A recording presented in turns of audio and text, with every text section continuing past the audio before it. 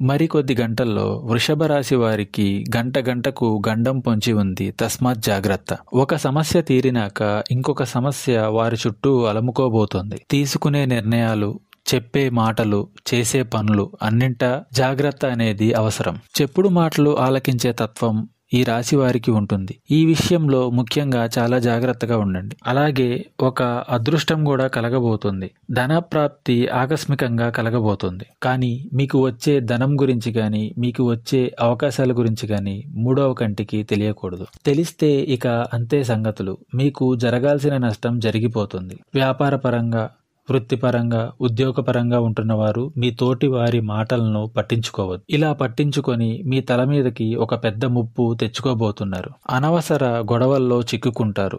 అనని మాటలను మీరు అన్నట్టుగా మీ మీద చిత్రీకరించే అవకాశం ఉంది. ఇత్యాది జాగ్రత్తలు చాలా అవసరం మీకు. ఇక నిత్యము కూడా శనిదేవుని ఆరాధించడం మర్చిపోవద్దు. మీ స్తోమతకు తగ్గట్టుగా పేదవారికి దాన ధర్మాలు చేయండి. భగవంతునికి దగ్గరగా గడిపే ప్రయత్నం చేయండి. మీకు ఇంకా ఇతరత్రా ఎటువంటి సందేహాలు, సమస్యలు ఉన్నా ఒకసారి గురువు గారిని సంప్రదించండి.